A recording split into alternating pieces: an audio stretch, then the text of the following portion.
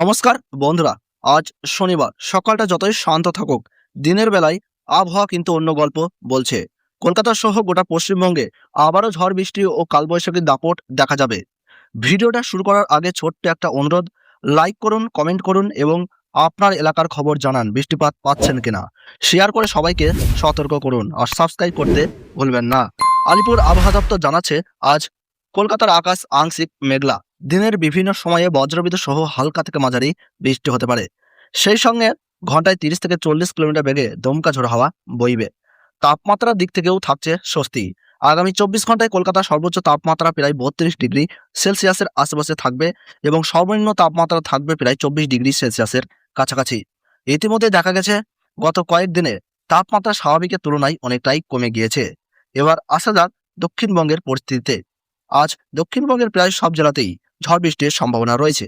কলকাতা, হাওড়া, হুগলি, উত্তর দক্ষিণ 24 পরগনা, পূর্ব ও পশ্চিম মেদিনীপুর, ঝাড়গ্রাম, পুরুলিয়া, বাঁকুড়া, পূর্ব ও পশ্চিম বর্ধমান, বীরভূম, মুর্শিদাবাদ এবং নদিয়া সব জায়গাতেই বজ্রবিদ্যুৎ সহ বৃষ্টি হতে পারে।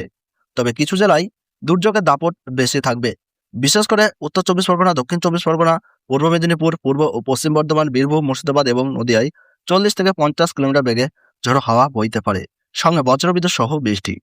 অন্যদিকে কলকাতা, হাওড়া, হুগলি, পশ্চিম মেদিনীপুর, ঝাড়গ্রাম, পুরুলিয়া এবং বাঁকুড়ায় তুলনামূলকভাবে হালকা থেকে মাঝারি বৃষ্টি হলেও ঝোড়ো হাওয়া 30 থেকে 40 কিলোমিটার বেগে বইবে। দক্ষিণবঙ্গের সব জেলাতে হলুদ সতর্কতা জারি করা হয়েছে। উত্তরবঙ্গের পরিস্থিতি আরও বেশি উদ্বেগজনক। দার্জিলিং, জলপাইগুড়ি, কালিম্পং, আলিপুরদুয়ার এবং কোচবিহারের অধিকাংশ জায়গায় বজ্রবিদ্যুৎ সহ বৃষ্টি হবে। কোথাও কোথাও ভারী বৃষ্টির সম্ভাবনা রয়েছে। এই জেলাগুলিতে 40 থেকে 50 কিলোমিটার বেগে দমকা ঝোড়ো হাওয়া বইবে এবং কমলা সতর্কতা জারি করা হয়েছে।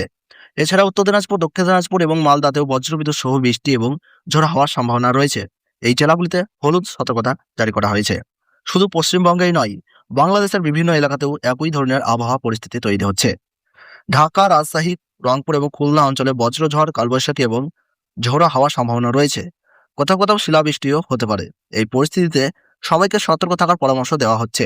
বজ্রপাতের সময় খোলা জায়গায় না যাওয়া, গাছের নিচে আশ্রয় না নেওয়া এবং প্রয়োজন ছাড়া বাইরে না বেরোনোর পরামর্শ দেওয়া হয়েছে। সব মিলিয়ে আজকের দিনটা একেবারেই অনিশ্চিত।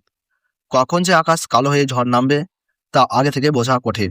শেষে আবারও বলছি, সতর্ক থাকুন, নিরাপদে থাকুন আর এমন আপডেট পেতে লাইক, কমেন্ট, শেয়ার এবং সাবস্ক্রাইব করতে ভুলবেন না। ধন্যবাদ।